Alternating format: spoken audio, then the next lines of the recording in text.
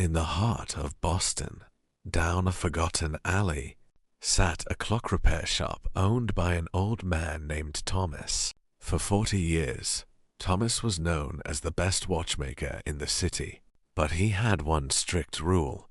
No one was ever allowed to enter the back room of his shop. The door was locked with 3 heavy iron chains.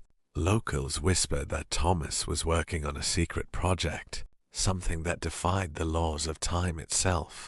On a cold, rainy night, Thomas passed away peacefully in his sleep. He left the shop to his only grandson, Leo, a young man who didn't believe in old superstitions.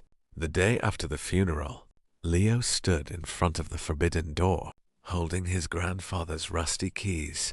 Leo unlocked the chains. The heavy wooden door groaned as it opened. Inside, the room was surprisingly empty, except for a single massive grandfather clock sitting in the center. Unlike the other clocks in the shop, this one was completely silent. It wasn't ticking. Leo approached it and noticed a golden plate engraved with the words, "The final second." Looking closely, he saw that the clock's hands were frozen at exactly 11:59 and 59 seconds, just 1 second away from midnight. Next to the clock lay his grandfather's personal journal. Leo opened it to the last page. In shaky handwriting, Thomas had written, "I built it to capture time. If it strikes midnight, the loop breaks, and what was lost will return. Do not let it tick." Curiosity overcame Leo's fear. He thought his grandfather had lost his mind in his old age.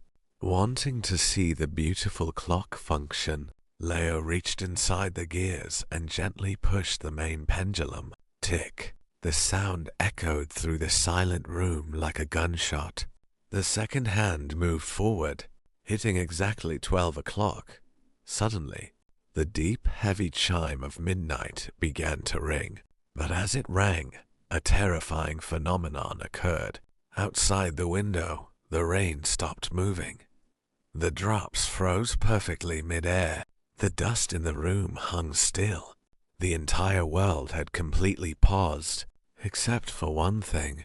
The shadow behind the grandfather clock began to grow, stretching across the wall toward Leo. The next morning, the police searched the antique shop after neighbors reported the front door standing open. They found the shop perfectly intact, but Leo was nowhere to be found. The back room was open, and the massive grandfather clock was standing silent once again, its hands frozen 11:59 and 59 seconds. The police found no clues except for one chilling detail. On the watchmaker's desk sat a brand new dust-free photograph. It showed old Thomas smiling, and next to him stood Leo, not as a young man, but as an old gray-haired clockmaker, trapped forever in a second that never ends. What do you think happened to Leo? Let me know in the comments below.